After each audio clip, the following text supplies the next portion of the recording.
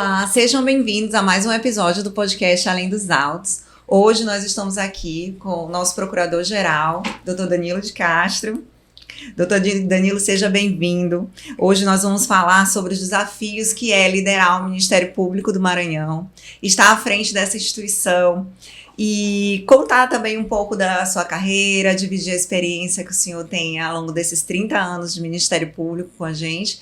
E também a gente quer uns spoilers sobre os concursos que estão vindo, né? O que é uma expectativa muito grande, sobretudo do nosso público hoje.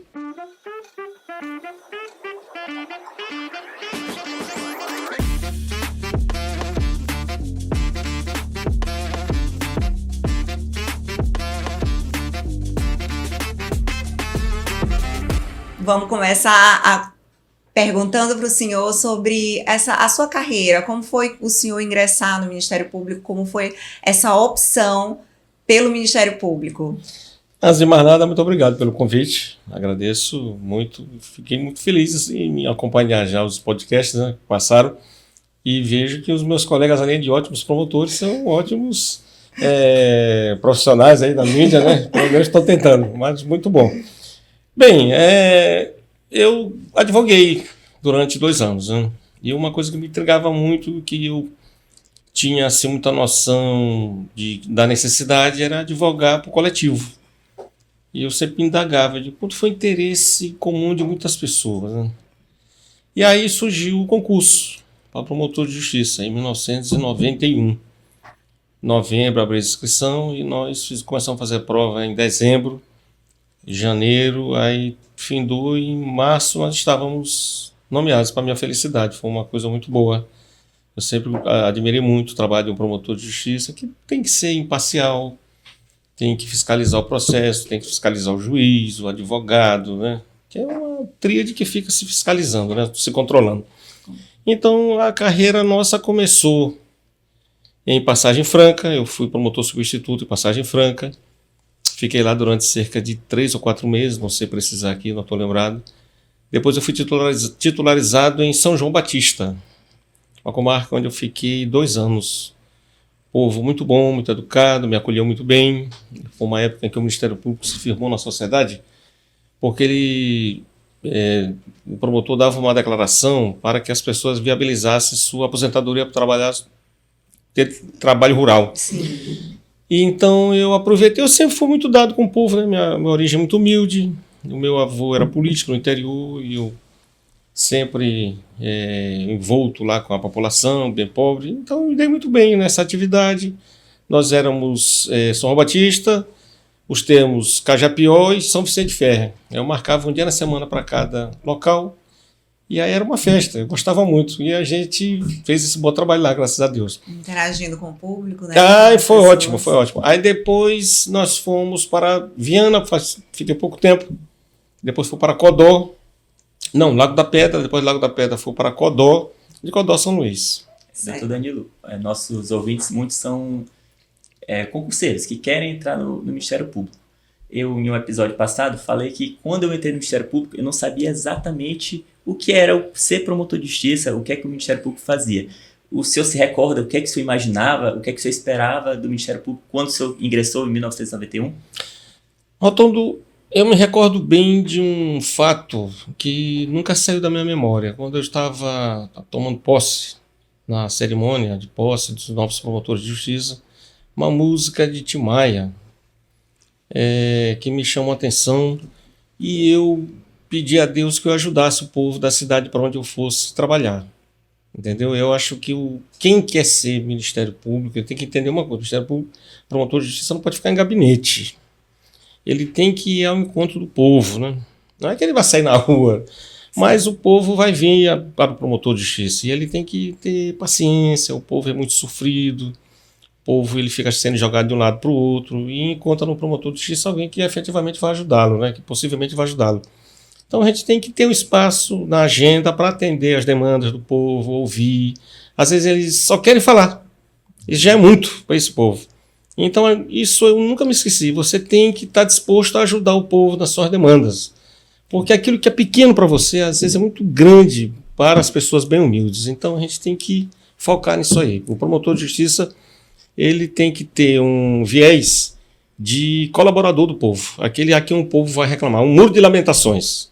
Com certeza esse é o foco principal de um promotor de justiça. Eu também me lembro bem que na minha primeira promotoria, que foi em Guimarães, também na primeira semana quando eu cheguei, eu tive essa experiência de um cidadão ir só para querer conversar sobre a vida dele. Pois é. Então, chegou, terminou o atendimento assim, mas o que é que o senhor queria? Não, eu queria só conversar.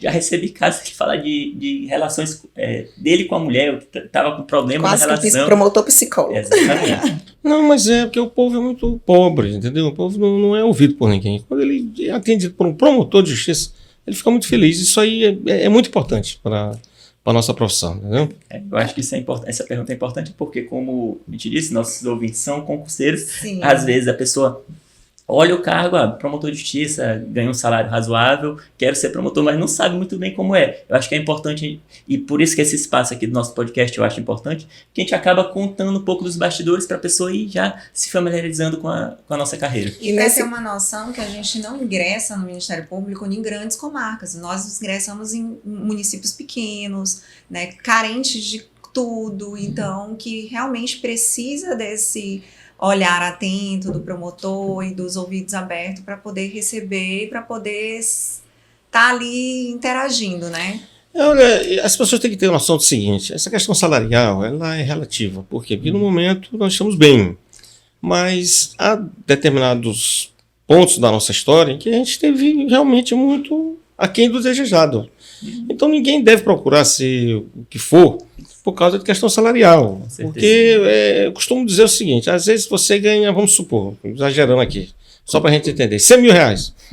Aí quando chega 10, no dia 10 você está sendo tostão, porque se você ganha 100 mil reais, você vai gastar quase 100 mil. Se você ganhar 200 mil, vai gastar quase 200 mil. No final tu tá liso que nem aquele que está ganhando 1.000 reais. Então não adianta você procurar ficar visando só o salário, que você realmente não vai ser feliz. Se você não for feliz, você não vai fazer um bom trabalho. Isso aí é tolice. É bom procurar saber quais as funções, quais a natureza das funções, se aquela função, se aquela atribuição se coaduna com a sua personalidade, com o seu jeito, para que você não seja iludido e depois fique infeliz, porque não é bom isso aí. Noélio, já que a gente está falando, né, dessa questão das pessoas que provavelmente vão entrar, que você está anunciando o concurso público, a gente sabe que o conhecimento técnico, estudos, um concurseiro, o candidato, ele vai ter, né? Mas eu queria que o senhor nos falasse, na sua percepção enquanto procurador-geral, qual o perfil que se o senhor pudesse escolher no momento da seleção, que tipo de perfil de candidato, que tipo de perfil de promotor de justiça o senhor gostaria que ingressasse nos quadros do Ministério Público? É o que eu vou falar para a comissão do concurso, para a banca, para a empresa que vier fazer o concurso. Eu não quero concurseiro que é ótimo em princípios, escolas, blá, blá, blá, e que não conheça a realidade do nosso Estado, que não conheça a situação da pessoa pobre, humilde, que está precisando do Ministério Público. Eu não quero esse tipo de gente aqui. Eu quero um profissional que se disponha a ir para o interior, que se dispõe a ficar e atender a população pobre, humilde, para que ele possa resolver o problema que envolve, como disse aqui o Rotondo, relacionamento conjugal, que envolva problema de partilha de bens, que envolva problemas jurídicos com prefeitura, enfim, variados problemas, mas que seja uma pessoa prática, disposta a ajudar o povo. Ministério Público Social, né? Social, porque não adianta a gente imaginar que um profissional excelente em escolas jurídicas alemãs, espanholas, porque não é esse o perfil que a gente precisa. A gente precisa de um profissional que seja pragmático, que seja uma pessoa que realmente vá para ajudar o público, que é o nosso cliente. Então, eu imagino assim que é um perfil daquele, o senhor mesmo falou, né, que o senhor não quer um promotor de justiça de gabinete, não, né, um promotor de justiça que se aproxime da sociedade, isso, que tenha, para a gente poder ajudá-los, inclusive na promoção de políticas públicas, a gente tem que entender as dores, entender do que é que eles estão precisando, né? Então, imagino que seja mais ou menos isso. Você falou bonito o que eu disse aqui, entendeu? Então, o que é que acontece? Olha, porque veja bem, nós estamos vislumbrando, eu digo nós, a justiça. Eu estive recentemente na semana que está se findando lá em São Paulo, e uma palestra do ministro Barroso, presidente do Supremo Tribunal Federal, ele falou aquilo que nós estamos vislumbrando há muito tempo atrás. o que é que nós estamos vislumbrando? Que a justiça, para ser justiça mesmo, concreta, ela precisa trabalhar a questão da consensualização, a justiça consensual, a justiça de acordos antes da judicialização. Por quê? Porque nós temos hoje, segundo dados que ele nos passou, mais de 80 milhões de processos pendentes. A nossa justiça está custando 140 bilhões de reais por ano. E a média de processos hoje é de 10, 12 anos. Isso sendo muito crente na agilidade da justiça. Quer dizer, isso não é justiça. Sim. Então a gente precisa trabalhar essa ideia de saber resolver o conflito antes da judicialização. E isso é importante porque na faculdade, quando a gente estuda as matérias penal, processo penal, civil, processo civil, normalmente a gente vê uma visão demandista. A gente olha o processo, a gente estuda ação, como é que ajuiza uma ação, uma petição inicial, faz um recurso, e a gente acaba não tendo essa experiência prática de que realmente, às vezes, a gente ajuiza a ação e não é a ação que vai resolver. Porque por mais que a gente, às vezes, consiga uma sentença favorável, na prática não é aquilo. Então é muito melhor a gente aprender a dialogar. Isso é algo que a gente desenvolve durante a nossa carreira, que é conseguir entender que nós somos agentes políticos, nós vamos ter diálogo com o vereador, com o prefeito, com o secretário de Estado, e a gente precisa entender que não é só aquela matéria que a gente estudou e decorou para passar no concurso que vai ser a nossa atuação. Nossa atuação vai muito além daquilo. Olha, um exemplo prático aqui que você está citando. As mulheres são vítimas de violência doméstica. Eu vou falar em relação às mulheres que são vítimas de violência doméstica. Eu estava conversando com o secretário de Administração Penitenciária, o reitor da UEMA, o Dr. Walter, eu disse, olha, nós precisamos qualificar essas mulheres, precisamos dar a elas um empoderamento, ou seja, elas têm que aprender uma profissão para saber trabalhar em alguma coisa, adquirir a sua independência financeira, ter relações sociais as mais diversas possíveis, porque a partir daí ela não vai aceitar mais ser vítima de violência doméstica. Isso é inadmissível. Um homem agredir a mulher, por quê? O que justifica isso? Nada. Então, o que o Ministério Público tem que fazer?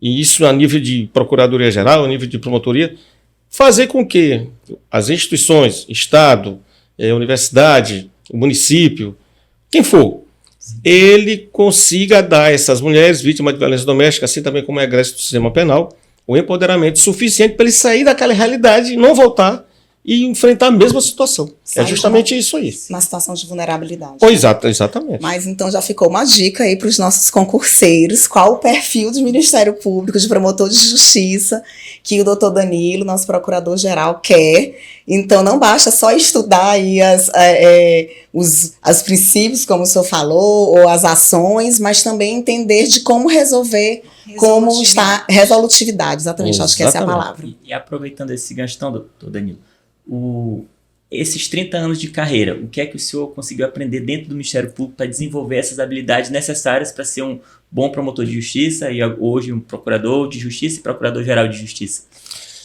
Fundamentalmente, você tem que saber ouvir. Ouvir, não ter medo de fazer aquilo que você vê que está certo. O promotor de justiça ele não tem que ter medo de fazer o que está certo.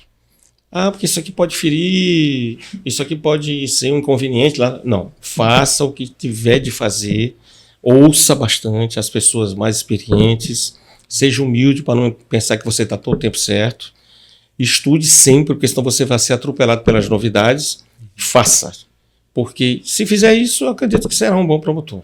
Pronto. Continuando ainda para a gente falar um pouquinho mais do concurso, doutor Danilo, como é que está essa questão da preparação para o concurso lá dentro do Ministério Público? Olha, o concurso, a gente deu o start, né? Despachou para que a CECINST, a Escola Superior do Ministério Público e a Assessoria Especial, cada um imita dentro do seu espectro de atribuições o que é necessário, né? Então a Escola Superior do Ministério Público agora vai indicar quais são as matérias, as fases, né? Depois vai para a Escola Superior, para o Conselho Superior do Ministério Público. Nós vamos indicar a comissão do concurso, vamos iniciar imediatamente o edital para contratar a empresa para fazer o concurso e dar início o quanto antes, porque nós estamos com uma defasagem muito grande. Precisamos imediatamente desses novos profissionais, nossos novos colegas aí que vão chegar com todo o gás aí, se Deus quiser. Serão quantas vagas, doutor? Olha, eu pretendo de 20 a 25 vagas imediatamente, né? Agora, o problema do Ministério Público é o orçamento. Nós dependemos do aumento da receita líquida do Estado. Quanto maior a receita, maior a nossa possibilidade de fazer concurso e, se Deus quiser, a gente vai fazer de 20 a 25 vagas. Me lembraram aqui para fazer uma pergunta para os nossos ouvintes de como eles estão preparando, já que anunciaram que vai sair, já tem 25 vagas aí esperando eles.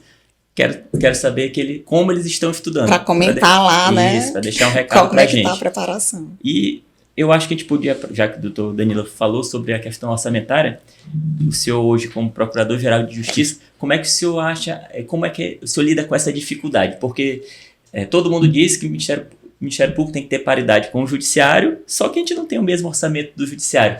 O senhor já como Procurador-Geral, já sentiu isso na pele, ou se isso não tem problemas? Todo dia. E só complementando a pergunta do Felipe, eu não sei, talvez os nossos ouvintes não tenham noção que o nosso orçamento ele é 3 vezes menor do que o do Poder Judiciário. Então, às vezes, as pessoas pensam que é a mesma coisa, mas é 3 vezes menor do que o do Judiciário. O problema todo é o seguinte, quando nós saímos da Constituição de 88, então nós começamos a ver a necessidade de, onde tiver um juiz, tem um promotor. Então nós crescemos juntos com a magistratura. Na lei de responsabilidade fiscal, houve uma incoerência que nos colocou 3 vezes menor, embora a nossa musculatura fosse igual àquela época. Então, com o tempo, nós fomos diminuindo. E o que é mais crucial no nosso caso é que nós assumimos funções cartorárias. Como assim? Porque nós hoje compomos processos. A gente inaugura um procedimento, a gente tem que intimar, a gente tem que notificar, a gente tem que ouvir, tem que dar prazo. Tudo isso demanda o quê? Demanda espaço, demanda pessoas para a gente poder fazer cumprir os despachos. E nós não temos esse dinheiro para contratar, por exemplo, um secretário, mais de um assessor, funcionário, etc. Corpo técnico, psicólogo, né? Psicólogo, exatamente, bem lembrado. Corpo técnico, psicólogo, assistente social. Então, nós estamos hoje com um corpo muito grande, mas sem folga orçamentária. Então, nós temos que estar sendo muito criativos. E uma coisa que está me deixando muito esperançoso é o uso da tecnologia. Por exemplo, eu estou indo agora lá na Bahia para a gente trazer um programa chamado Fátria, um software que vai ajudar muito na condução dos inquéritos. Nós estamos indo a Pernambuco para trazer o consenso, que vai nos ajudar muito na questão da MPP. E outras tecnologias que nós estamos visando e que com certeza vai nos ajudar a desenvolver um trabalho de forma que a gente não fique muito deficiente, né? Doutor Danilo, já que o senhor tocou nesse assunto de tecnologia, né? Quando o senhor tem 30 anos de carreira, né? Claro que quando o senhor ingressou no Ministério Público, lá em Passagem Franca, em Codó, os desafios eram uns, né? E a gente, quando conversa com os nossos colegas promotores de justiça e procuradores de justiça, inclusive os nossos aposentados, nossos associados aposentados, eles falam muito das dificuldades, como era difícil chegar numa determinada localidade e as dificuldades daquele tempo, né? Que o senhor imagina que os novos promotores, quais os desafios que os novos promotores irão enfrentar no Ministério Público de hoje e no Ministério Público, assim, daqui a uns 10 anos, por exemplo? Olha, um grande desafio hoje é a falta de compreensão das pessoas que procuram a instituição. As pessoas hoje, elas querem apresentar uma proposição, uma representação, uma reclamação, e elas querem que, de tarde, imediatamente esteja resolvido. É o problema, acho que geral do mundo, né? Do mundo. Exatamente. E a questão também do princípio da autoridade, né? Ninguém quer respeitar mais a autoridade. Os filhos não querem mais respeitar os pais, o professor não quer respeitar o aluno, o cidadão não quer mais respeitar as autoridades. Então, esse é o principal desafio. O segundo, no caso do Ministério Público, é ele chegar a encontrar um juiz que está muito bem equipado, com vários assessores, com secretarias, enfim, com tudo. E nós com limitações. Então, esse é o principal desafio, né? Eu costumo dizer, Érica, Rotondo e Lício, o seguinte: todo tempo tem dificuldade. Sim. Não é porque a gente passou por mais dificuldades que hoje está melhor. Não é isso não. Porque você vê o seguinte: a gente ia para lá, por exemplo, Passagem Franca. Era horrível chegar a Passagem Franca. Eu tinha que ir para Teresina para pegar um ônibus para voltar para o Maranhão. E era um caminho, não era uma estrada. Mas Mas eu não tinha esse tanto de processo que tem hoje. Eu não tinha esse tanto de incompreensões que tem hoje. Eu não tinha essa dificuldade política de hoje, que hoje vocês estão enfrentando processos eleitorais terríveis. E outras dificuldades. Então, tudo tem sua complexidade, tem seus benefícios. Então, não há época melhor, aquele tempo era pior. Não, para mim, tudo é uma época, tem seu ciclo, suas dificuldades, e a gente tem que encará-las. Você tocou num ponto que eu acho que eu sempre abordo. As pessoas não entendem exatamente o que é que um promotor de justiça faz. Às vezes eles olham, eles confundem promotor de justiça com defensor, até mesmo com o juiz, né, com árbitro, e acham que nossa atuação é aquela atuação dentro do processo. Teve um crime, vai ter audiência, a gente vai fazer aquela audiência e pronto. E nosso trabalho é muito maior do que aquilo, e nós temos que lidar, como o senhor falou, com um judiciário muito mais equipado, ele tem 3 vezes mais orçamento, então quando a gente entra no fórum, tem um batalhão lá de servidores. Quando a gente entra na promotoria, às vezes é o promotor, um assessor, um servidor cedido da prefeitura ali, pronto. E isso torna a nossa atuação desigual e essa cobrança é sempre grande. As pessoas... aconteceu um problema problemas existem em toda monta. Sempre vai ter problema, sempre vai existir. Lógico que a gente trabalha para minimizar esses problemas dentro do que a gente pode influenciar, mas a pessoa entra, faz uma reclamação hoje, à tarde ele já quer uma solução, amanhã ele já manda uma outra representação. Calma aí. A gente tem que... Não é porque se levou um problema que ele vai ser solucionado. A gente tem que entender aquele problema, saber quais soluções a gente pode adotar ou não, quem a gente deve acionar, e acionando alguém, a gente tem uma resposta, a gente não pode simplesmente pedir para a prefeitura, me manda esse documento agora. Não é assim, tem um prazo. Por isso que o cidadão precisa compreender nossa atuação para poder respirar e entender. Vamos, a gente tem boa vontade, a gente tem a nossa estrutura, a gente quer resolver, mas a gente tem nosso tempo. Isso aí a qualquer nível. Eu pretendo, se Deus quiser, com os nossos promotores, agora você vai passar uma semana aqui na corregedoria. Você não vai ser promotor corregedor, mas você vai passar uma semana vendo do que se trata este órgão aqui. Depois você vai passar uma semana no meu gabinete.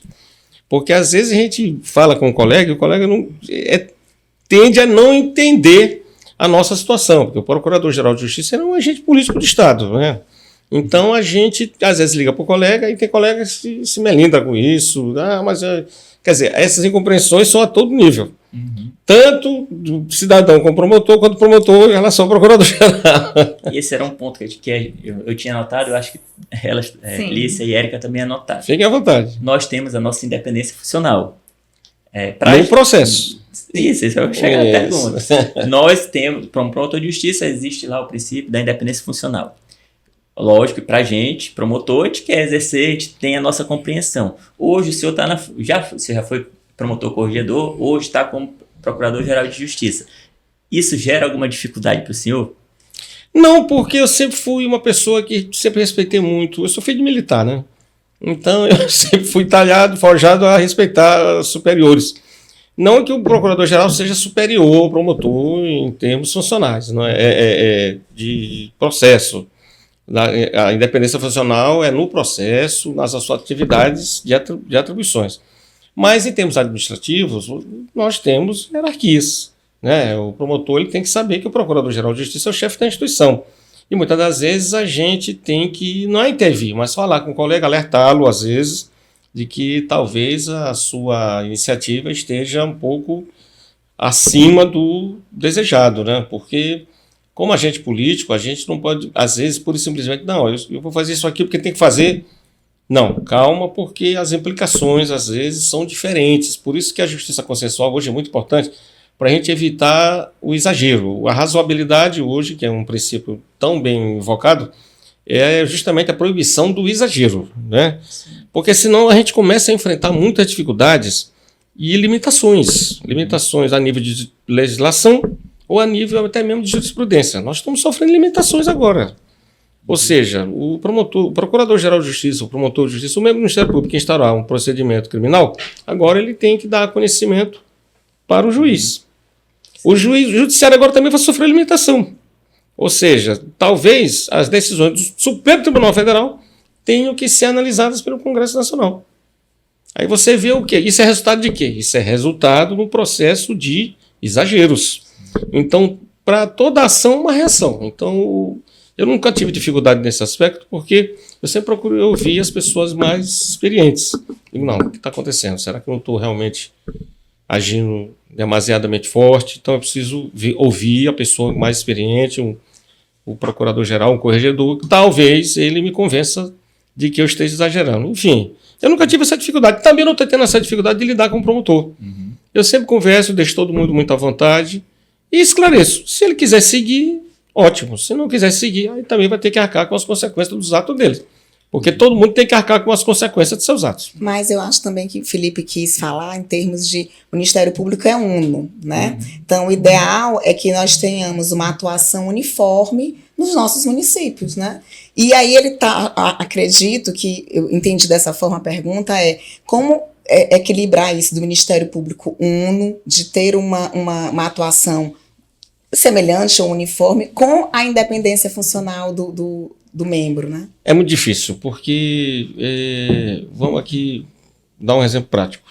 Aqui em São Luís, o acordo de não persecução penal.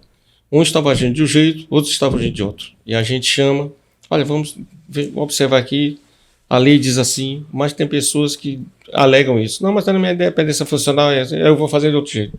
É muito complicado. A gente recentemente editou uma resolução e vamos criar um órgão específico para fazer o acordo de não persecução penal com essa tecnologia nova que vamos trazer, a fim de evitar essas disparidades, porque é complicado. Quando você lida com pessoas que têm autoridade, isso é muito difícil. Lógico, no geral sim, mas linearmente não é possível. Isso está inserido dentro também da questão do planejamento estratégico, né, doutor? Exatamente. Que a gente vai passar por uma revisão, a gente já tem feito algumas reuniões aí, isso. Que aí a gente também vai pensar em conjunto essa questão do MP, das atribuições, do que é importante, do que a gente vai colocar. Mas até isso mesmo, Lícia, até isso mesmo é difícil. Sim. Porque cada município tem uma realidade. Em cada região tem uma realidade. Por exemplo, a Baixada é uma realidade. Já a região dos Cocais, o sul do Maranhão é outra. Então, às vezes até o engessamento não é o aconselhável. Sim. Que a gente tem que ter diretrizes gerais, né? Princípios norteadores. Mas vamos nos adequar à realidade do processo, assim, às vezes até da própria pessoa, objeto da nossa intervenção, para que a gente atinja a justiça. Então, isso é uma questão tão sensível que é bom a gente resolver caso a caso. O Maranhão é muito extenso, né? Muito extenso. Então, a diversidade é muito grande. A diversidade é muito grande. Por falar em Maranhão extenso, vamos agora falar aqui do senhor como promotor de justiça. Tem algum caso que o senhor lembra, que possa compartilhar aí com a gente? Pode ter sido engraçado ou até difícil, de uma solução difícil. Olha, eu vou contar um caso aqui, eu não vou dizer a cidade, mas vou contar um caso aqui. Vou contar um caso pitoresco e engraçado demais. Aconteceu o seguinte. Eu estava atendendo um público que apareceu uma senhora, uma Balzac, né? Muito bonita. E ela, olha, porque eu comprei uma moto pro rapaz, ele não está pagando as prestações. Tipo, rapaz, mas esse rapaz está louco, aí eu notifiquei, ele veio. E então, no dia da minha audiência com ele, com ela, eu estava fazendo audiência e o pessoal disse, doutor, tem um casal, o senhor marcou aqui, eu vou lá rapidinho. Às vezes estava realmente de vestar lá, né? E aí olha, você está sendo acusado de ter recebido uma moto e não pagou. Aí ele disse, não, a conversa não é bem essa. O problema é que a gente namorava e ela comprou essa moto para mim. Aí eu digo, mas agora a coisa complicou, né? Eu digo, e aí, como é que a gente faz? Tá faltando quantas prestações? Eles não queriam fazer acordo. Estão faltando 4 prestações. Eu digo, rapaz, vamos fazer o seguinte. Tu namora com ela essas 4 prestações, esses 4 meses. Vocês voltam. Usufruem juntos, né? Aí a senhora paga as prestações para ele. E eles concordaram. Mas só que tem um detalhe. Ele chegou e disse assim, olha, eu concordo. Mas o problema é o marido dela. O caso era mais Meu complicado. Deus do céu, que situação, mas deu certo, entendeu? Deu certo. Resolveram. Conseguiram chegar no acordo. A gente tem tem outros casos aí. Vamos passar essa pergunta aí. Isso reforça a nossa atuação, porque, novamente, aquela história que a gente estuda, está preparado para questões jurídicas, mas a gente vai receber muitos casos inesperados, que talvez a gente não exista uma solução jurídica para aquele caso, é a solução consensual, e aquela solução às vezes muda de cidade para cidade. Eu fui promotor também em São João Batista. Deve ter muito caso, que ali eu fui promotor ali. Olha, eu me recordo de um caso que não foi nem comigo, foi com o juiz. O rapaz chegou lá, pediu para o juiz fazer a separação dele e da mulher, porque ela estava traindo, tudo bem. Aí o juiz chamou, nós fizemos a separação, e ele fez uma festa, comemorou bastante, que estava solteiro. Depois de 3 meses ele voltou lá, pedindo para a gente chamar a mulher para voltar para ele. Ou seja, se você tiver experiência, você vai dizer o seguinte: rapaz, por que tu quer te separar da tua mulher? Será que isso vai ser o melhor para ti? Te acalma, porque daqui a pouco tu vai ficar pior. Então você tem que ter esse feeling aí, né? Esse retorno antes, porque é como se nós estivéssemos num balcão e alguém de farmácia, alguém chegasse com vergonha de dizer que está com disfunção erética. Olha, eu estou aqui. Você tem que saber ler o que ele está tentando lhe dizer para você indicar o remédio correto. Sim. Entendeu? Não, porque um vizinho meu está com problema. Rapaz, então eu vou dar problema ao teu vizinho, toma esse Viagra aqui. É mais ou menos isso. É uma coisa que eu estou falando aqui em termos bem práticos, simples, porque o promotor de justiça, um juiz de direito mesmo, um delegado, ele vai lidar com problemas, ele tem que ter sensibilidade para ele saber estudar, se antecipar ao problema, para não agravar a situação. Sim. Entendeu? Isso é um exemplo prático. E uma coisa que... Desculpa, Érica. É uma coisa que a gente também, além da gente ter essa parte de ouvir, de conseguir extrair o X do problema, né, do conflito ali entre as partes, além de ter a sensibilidade também de perceber as políticas públicas que estão carentes de serem promovidas naquela comunidade específica onde a gente está lotado, a gente também tem a questão administrativa, porque nós não somos cobrados disso em concurso, mas quando a gente chega na promotoria, principalmente numa inicial, nós somos, inclusive, diretores de promotoria. Então, assim, a gente lida com o servidor ali, a gente tem que organizar alguns funcionamentos, procedimentos internos, e que a gente, às vezes, chega e não está preparado para a gestão, né, para aquela governança. E outra coisa, olha, o promotor de justiça tem que ter a sensibilidade de saber o seguinte: política pública, ela é escolhida e efetivada pelo poder público. Nós temos que estar ali para fomentar a política pública, para tentar impulsionar isso junto à administração pública. Nós não temos como realizar a política pública, eleger, não é isso. Por exemplo, eu pretendo muito atuar nessa parte de violência doméstica, questão da criança, né? Mas não temos orçamento para isso. Então, o que a gente tem promovido? Várias audiências. Recentemente nós tivemos o presidente do tribunal, junto à Casa da Mulher Brasileira. Nós conseguimos, junto ao secretário de Segurança, contratação de peritos, que era um problema. Nós já vamos melhorar o espaço, né? Além de outras coisas que nós fizemos lá. Então, isso é que nós podemos fazer, né? O promotor não pode chegar na comarca e dizer assim: olha, eu vou aqui melhorar, tem que ser feita uma ponte, tem que ser feito isso. Não cabe nem ao promotor, nem ao juiz fazer isso. Isso é a questão de político profissional que se candidata, é eleito, não é fácil ser eleito prefeito, governador, enfim.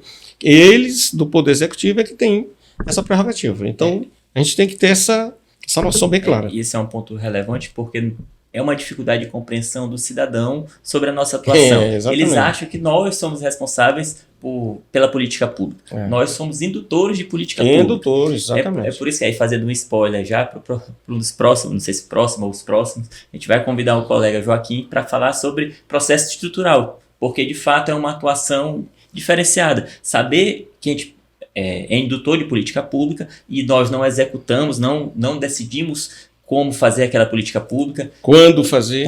Isso cabe ao gestor. Cabe a gente sentar com ele, planejar, falar: olha, de fato foi detectado que nós estamos com um problema aqui no trânsito, por exemplo, num caso específico meu lá em Buriticupu. Não sou eu que vou determinar que a rua tem que ser pintada ou que tem que ter um semáforo naquela esquina. Quem faz isso é o poder público. Agora cabe nós sentarmos, olha, isso aqui é um problema, nós temos dados estatísticos de que o acidente de trânsito está elevado, isso está causando problema na nossa saúde pública, porque o acidentado está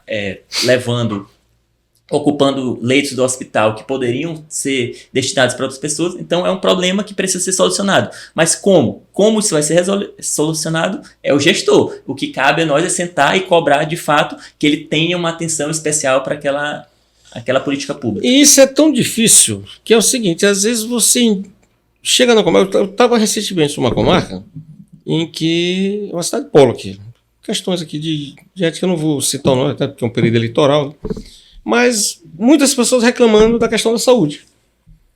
Mas aquela reclamação forte. E eu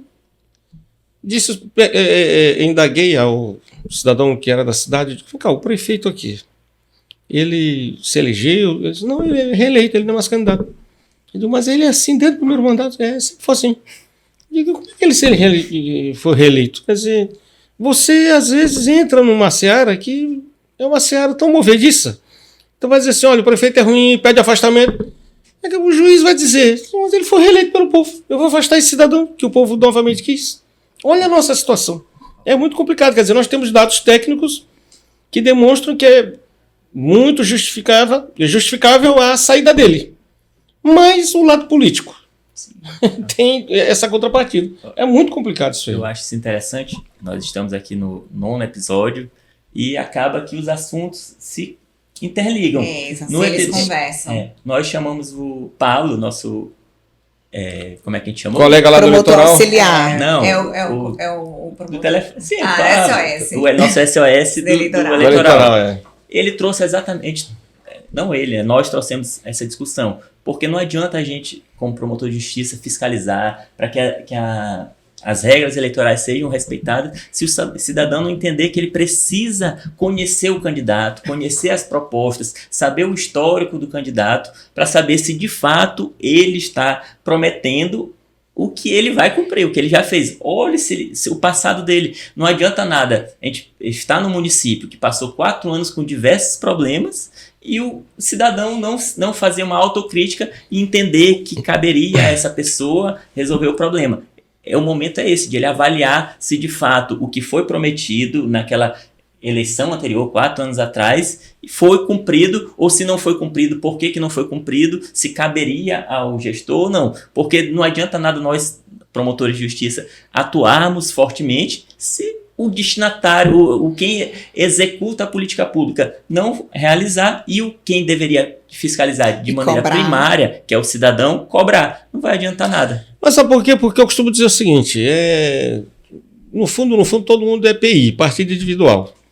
O que é isso? Não, eu quero que ele resolva meu problema. Se ele resolver meu problema, o resto que se dane. Aí, por isso é que fica assim essa situação, essa prostituição, digamos assim, entre o político e o mau eleitor. O mau político e o mau eleitor. Aí a gente vai entrar nisso? É muito difícil. Só complementando, isso na prática eu sempre gosto de reforçar, porque a gente está em período eleitoral, não vou citar, lógico, nenhum caso concreto, mas passei 3 anos e meio com algumas pessoas indo lá na minha promotoria reclamando de problema.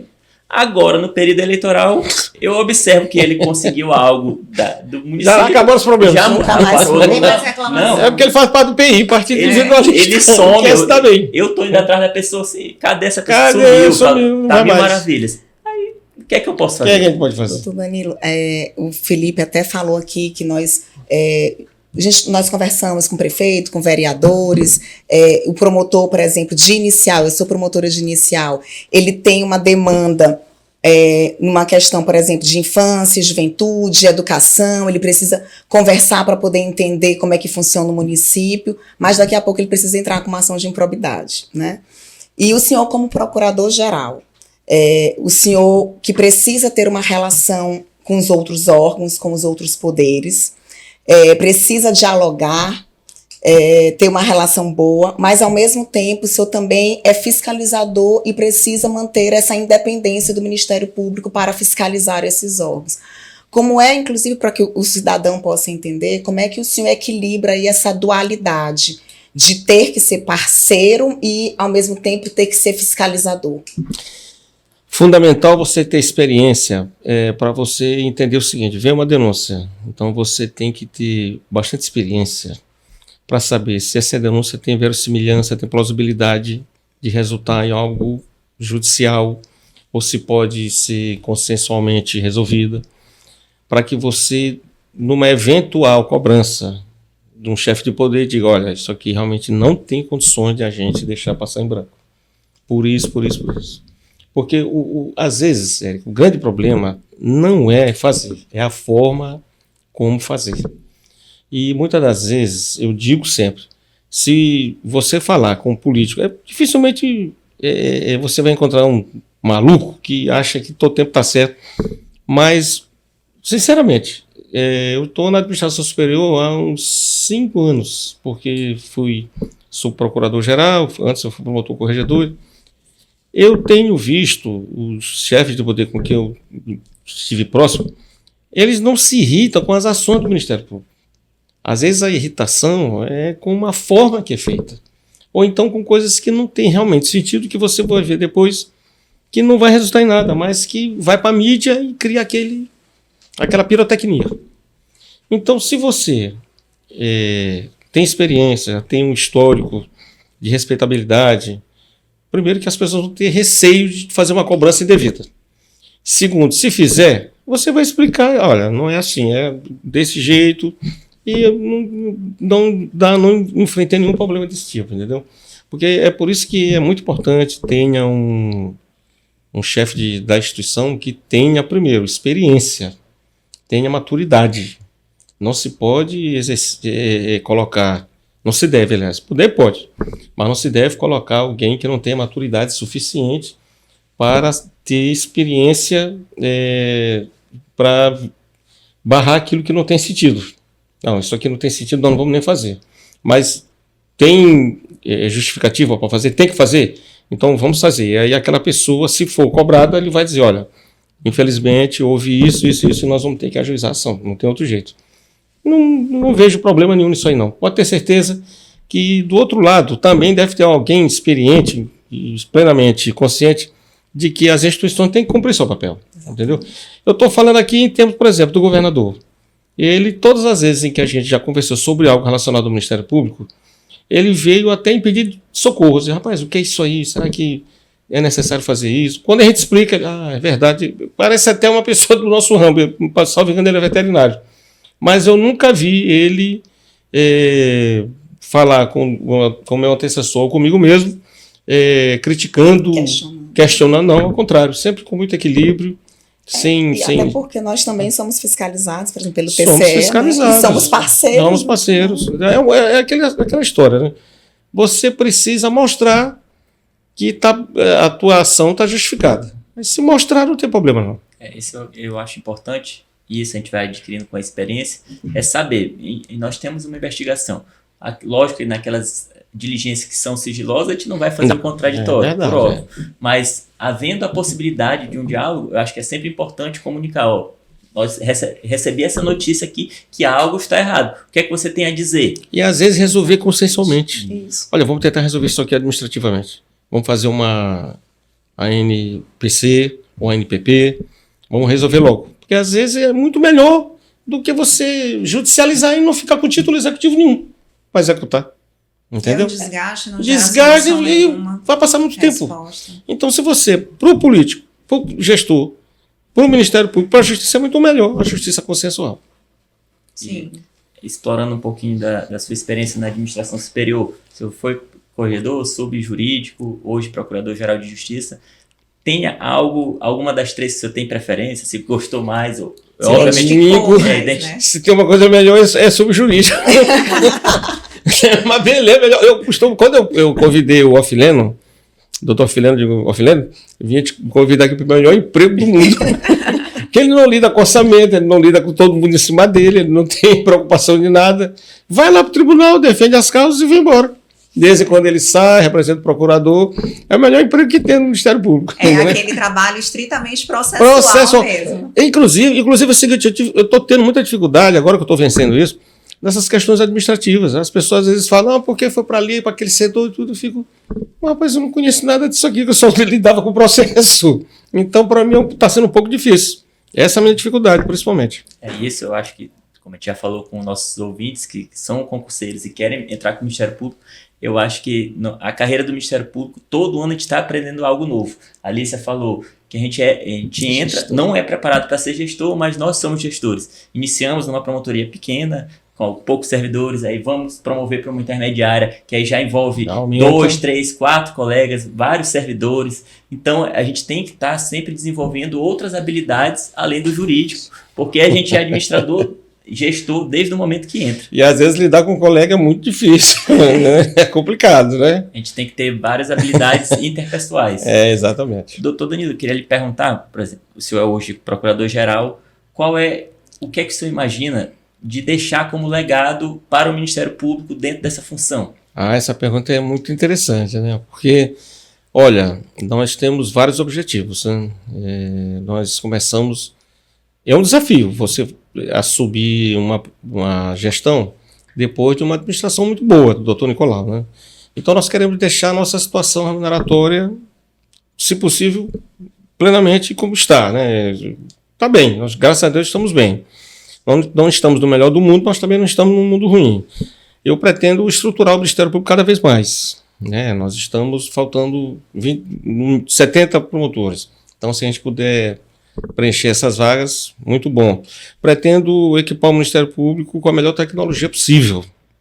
Pretendo, em termos de carreira, nós desencadeamos um processo aí do estudo de entrância única ou 2 entrâncias.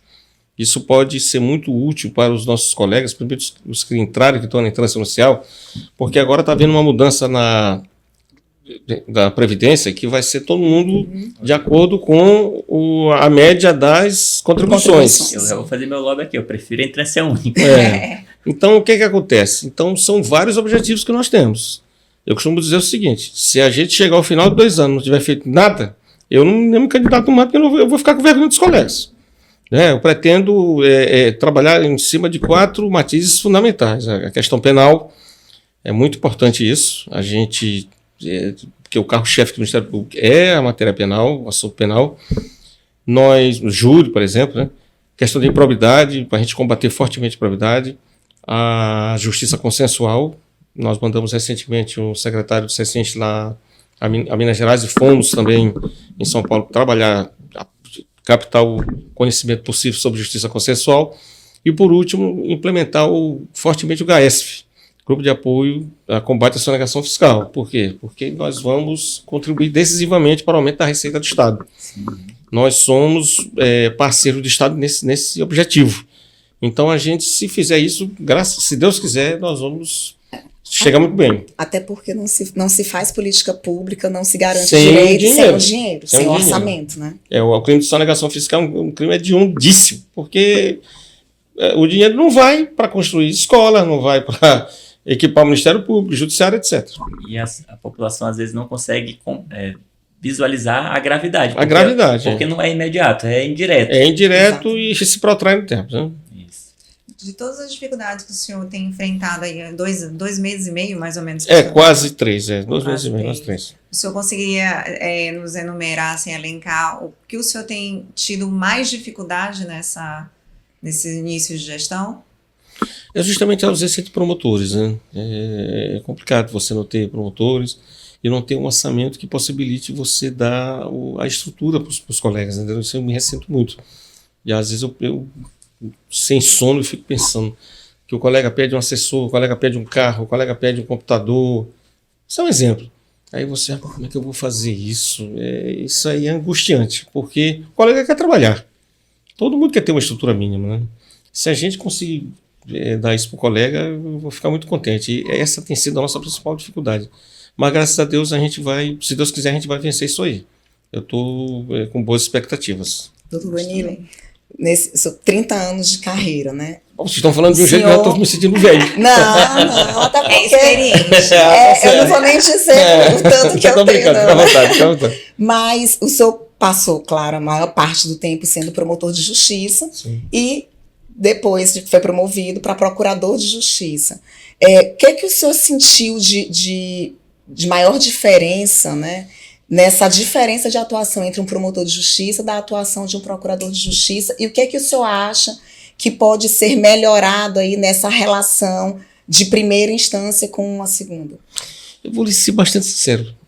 Eu não senti diferença nenhuma, assim, porque eu vejo que promotor e procurador são dois membros, são colegas, e que um atua no tribunal com uma câmara criminal ou civil, e o outro atua perante o juiz.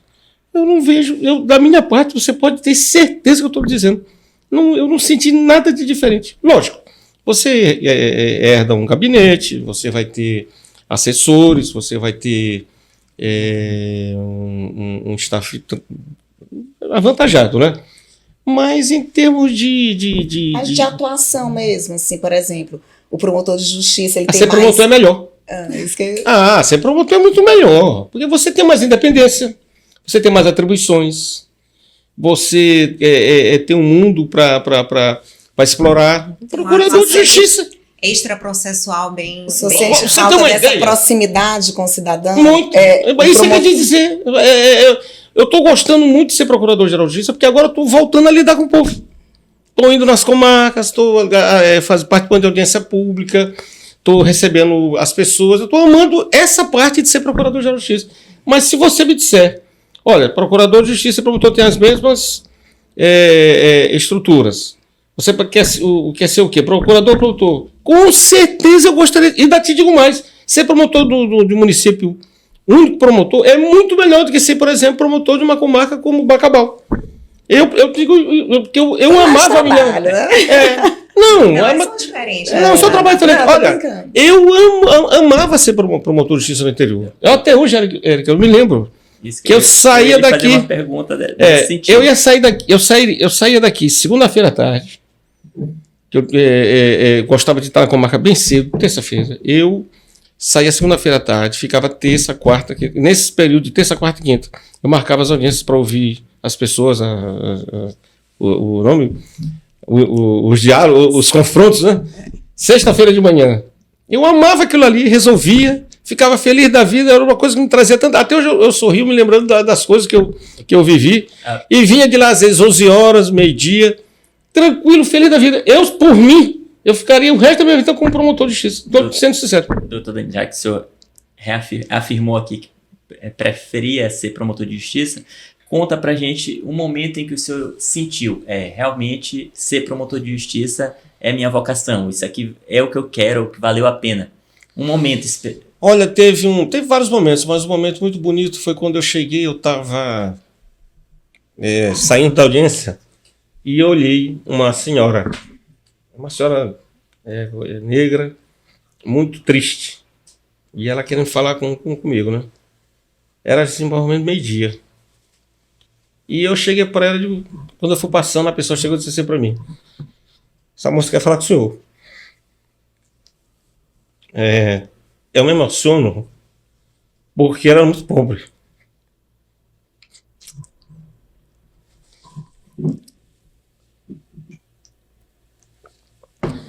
Desculpe. Aí eu chamei, eu digo: o que a senhora quer falar comigo? Ela disse: não, porque o pai do meu filho e o pai dele pegaram meu filho. Eu digo: que história é essa? Aí eu chamei logo a polícia. Eu digo: vai lá na casa desse pessoal e pega o filho dessa senhora aqui agora. E diga para eles virem aqui amanhã aqui. E quando essa criança viu, essa mulher, a mãe viu a criança, eu nunca vi a felicidade maior. Entendeu? E no outro dia eu entendi que, na verdade, o rapaz queria era ficar com a moça. Ele era doido pela mulher. Estava usando o filho para ficar com ela. Então, mas ela não quis mais ele. Incrível, né? Não quis mais, eu não sei. Mas aí o que aconteceu? Aquilo me fez muito feliz. Porque eu digo: rapaz, como é bom a gente ser promotor de justiça para ajudar esse povo. Sentindo útil, né? Você me desculpe eu ter me emocionado. Não, de forma alguma. A gente O podcast é assim, né? Tá cheio legal. de emoções também, porque É. a gente acaba falando muito sobre nosso trabalho, ele está diretamente relacionado com a nossa vida, né? É. É ali super entrelaçado. Então, assim, diversos episódios anteriores, a gente sempre que toca, e a gente tem tido, doutor Danilo, uma grata, não surpresa, porque a gente já esperava por isso, mas assim, os colegas que têm passado por aqui, e o senhor não foge à regra, demonstram uma verdadeira vocação e paixão pela instituição, pelo Ministério Público. Isso é maravilhoso de ver, de presenciar e de sentir. Nos motivos. Olha, eu vou dizer uma coisa, eu sou uma pessoa bastante humilde, mas eu me empodero muito quando eu estou vestido como procurador ou promotor de justiça. Eu sempre fui destemido como promotor. Eu não tinha medo de nada na função de promotor. Eu nunca tive medo de nada. Nada. No júri, nas minhas funções, em diligência, eu nunca tive medo de nada. Eu digo, não, eu sou promotor. Eu sempre tive muito receio de avançar mais do que deveria. Mas nunca tive medo, porque o promotor de justiça, ele tem muito poder, ele é muito importante para a sociedade, principalmente para as pessoas pobres que nós representamos. As pessoas que estão aí sem assistência. Porque, veja bem, não quero falar de nenhuma instituição, mas a Defensoria, ela cuida de interesses individuais, nós cuidamos de interesses coletivos. Que um interesse coletivo de quando se trata de interesse coletivo difuso, ele tem reflexo perante todos os outros. Às vezes são milhares de pessoas. Então a gente tem que ter esse empoderamento, tem que se conscientizar de que nós somos muito fortes enquanto promotores de justiça atuando no processo ou no procedimento. Perfeito. Doutor Danilo, a gente vai se direcionando aqui para o fim. A gente tem um quadro aqui que chama Além da Alçada. Eu vou fazer perguntas para o senhor e aí o senhor responde com uma frase. É de cunho mais pessoal, certo? Não. Um livro que lhe marcou a sua vida. Que marca a Bíblia, a palavra de Deus. A minha também, viu? É quando Deus fala com você. A gente fala toda hora com Deus, né? Sim. Deus me ajude, Deus me perdoe, mas quando Deus fala com a gente, está lá em 1 Timóteo 3,16, a palavra dele, toda a palavra dele é inspirada. Então ele fala com você nesse momento. E o senhor é maranhense, como maranhense, um lugar no Maranhão e uma comida que lhe marcou, que lhe marca, que lhe representa. Um lugar no Maranhão, São Luís, eu sou doido por São Luís e eu gosto de mocotó. Pronto. O pessoal chama panelada também, né? Mas eu gosto, a melhor comida que tem pra mim é mocotó. Entendeu? Se o senhor não fosse promotor de justiça, seria o quê? Olha, se eu não fosse promotor de justiça, eu seria advogado. Na verdade, eu gosto muito da advocacia, muito bom, muito bacana, muito bonito. Mais algum vocês têm? Eu tenho. Pronto.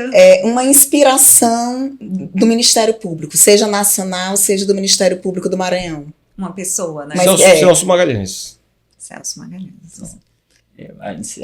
Para o encerramento, eu só gostaria de agradecer a sua presença. Para a gente engrandeceu muito o nosso podcast, a presença do nosso procurador-geral. E eu gostaria de lhe perguntar só o que é que o senhor achou dessa experiência no Além dos Autos. Olha, eu gostei, muito boa. Eu tinha o receio da gente evitar problema, né? De evitar não, de ter problema com o Conselho Nacional do Ministério Público, até perguntei para você, mas não, até o próprio Corregedor Nacional. É bom, é importante, é salutar que a sociedade conheça o pensamento dos seus representantes, né? Eu sou um chorão compulsivo, mas eu fiquei realmente muito emocionado porque eu me lembrei dessa senhora, entendeu? Então o que acontece? Eu gosto muito, muito que as pessoas saibam que eu sou quem eu sou. Eu não tenho nada para esconder, eu sou uma pessoa tranquila, sou cristão, sou testemunha de Jeová, tenho uma família, amo minha mulher, minha esposa, meus filhos e quero viver a vida como eu sempre vivi, tranquilo, sem ter grandes aspirações, porque isso pode até prejudicar. Essa limitação que o senhor perguntou sobre o CNP, eu ia abordar no momento em que falou das nossas limitações institucionais. Eu sei que quando a gente teve essa ideia, houve algum receio do, será se a gente pode, será se não pode? Mas eu acho, de fato, que esse é um espaço importante, porque as pessoas precisam conhecer que, além do membro do promotor de justiça, são pessoas e nós temos dificuldades, nós temos anseios, nós temos objetivos na carreira e pessoais e conversando assim a gente vai conseguindo não tenha dúvida. melhorar a nossa experiência, porque o que foi muito abordado aqui é que para nossa boa atuação nós precisamos de experiência, e experiência nós construímos atuando, mas também conversando com colegas que têm outras experiências e colegas mais experientes. E por isso que é muito importante a sua presença aqui, engrandeceu muito o Além dos Autos. Eu espero que tenha atingido o objetivo e estamos abertos aí a qualquer coisa. Pois, doutor Danilo, em nome da ANPEM, nós agradecemos a sua presença, a sua disponibilidade. Nós sabemos que o cargo de Procurador-Geral de Justiça, chefiar uma instituição tão importante para a sociedade, como o Ministério Público, que a sociedade respeita, que a sociedade espere, que ela tem confiança de que nós vamos, de fato, ajudá-los, é uma missão que demanda muita coragem, muita sabedoria e assim, uma sede de justiça. Né? Então eu desejo que nessa função desafiadora, nós enquanto membros do Ministério Público e membros aqui da diretoria da ANPEM, que o senhor seja iluminado para que nós possamos também nos inspirar dentro do Ministério Público para conseguir uma sociedade, lutar por um Maranhão mais justo, mais igualitário. Exatamente. Olha, eu agradeço. O Procurador-Geral de Justiça é um colega de vocês, é uma pessoa acessível à população. Se você quiser falar com o Ministério Público, liga para a ouvidoria, apareça no nosso gabinete, tente marcar um horário, porque a nossa agenda é corrida, né? Mas tenha plena certeza, o Procurador-Geral de Justiça é uma pessoa humilde, que está à disposição e que tem o maior prazer de falar com a população, principalmente as pessoas mais humildes. Pronto, então chegamos ao final do podcast Além dos Autos. Eu quero agradecer novamente aqui, né, a presença de Dr. Danilo, sobretudo de dividir, de se mostrar uma pessoa tão humana, né, mostrar a pessoa por trás do Procurador-Geral de Justiça. E eu queria falar, especialmente com você que está ouvindo a gente, deixe o like, curta, compartilhe e também deixe comentários, comente qual foi a parte que você mais gostou, o que você gostaria de ouvir por aqui, quais são as pessoas do Ministério Público ou de outras instituições de justiça que você gostaria de ver aqui conosco, batendo um papo. E é isso, agradeço.